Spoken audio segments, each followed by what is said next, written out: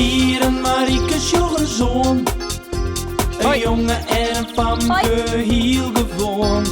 Wat je thuis op boeten door. Binnen krijgt leek als een oor. Maar toch had ze met de man. Ja, is heel speciaal. Fratsen, elke rij, kom maar mooi. Fratsen, elke rij, kom maar mooi. De beurs. Op een middag na skwaltijd binnen Pier en Marieke ontboetsen als Pier zijn mem haar ropt. Pier en Marieke, kom hier eens. Wil je hem even van mij naar de bakker? Jawel. We hebben geen ballen meer. Hel je maar een hele tarwe en een pakje brea. Zo, hier is mijn beurs, neem die maar even mee en goed erom tinken, want daar zit nogal wat in. Ja, best. Kies mij, Marieke. Oké. De bakker is een paar stritten verderop. Ze mat nogal een uitje rennen, maar dat vinden de bijen net slim. Onder het rennen had het Pier een vliegertouw uit de boezen. Dat had er nog oorhouden van het avontuur met de draak. Zo wat ik nog in een boes ha? Touw. Hé, dat is ijs van meer. Wat woest aan mij?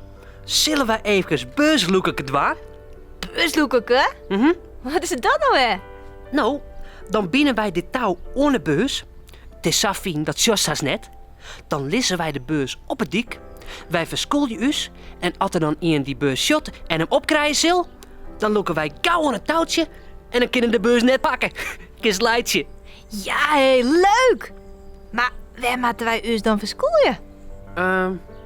Nou, zo daar. Achter die hagen, dat is een mooi plakje. Het touwje mooi onder de hagen terug. Geen die dat shot. Ja, tost het mij de beurs voor je mem? Ja, zo. Het touwje hier mooi om het klepje. Maar er zit geld in. Dat bloed er wel in zitten en een oor kreeg het hem tot net te pakken. Mijn lege beurs is net spannend. Ga nou maar vast achter die hagen zitten, dan jouw ik die het touw aan onder de hagen terug. Ik zal eerst de beurs op het dik lezen. Ja maar, zo valt er wel op. Kom maar met het touw. Ja, ik had. Kom gauw. Achter de hagen. Daar in de verte komt een fiets rond. Hé? Pier doekt ek achter de hagen. Ze lezen beide plat op het lief. De fietser is al dichtbij. Het is een oudere man. Hij sjocht jocht voor een mut. Hij fietst haast door de beurs heen, maar hij sjocht hem net. Oh, wat een zoer. Denk erom, van de andere kant komt een auto. Die zag niet. Oh, alhoewel, je riet heel stadig. Doeken. Rem het. Die man had hem lissen zien. Hij komt waarom. Zie maar, hij riet achteruit. Hij shot naar de beurs. Stil jij. Loeke Pier. No, Loeke. Hij pakt hem. Doe dan. Hé, doe dan. Ik loek al tutten, maar het touw is losgegaan. Hier, ik had hier het touw al terug de hagen. Maar de beurs zette hem erom. Hé, meneer. Stop. Oh, Dat is uw bus. wacht je. Oh. Stop. Stop. Oh shit, dat jij dus net. Hoe maakt dit nou? Ja, hallo. Het wie die idee. We gaan weer om. Dan moest het eerlijk zien, mems, is ze. Maar dan krijg ik op een kop. Ja, maar wie dus? Wacht je. We gaan eerst naar de bakker.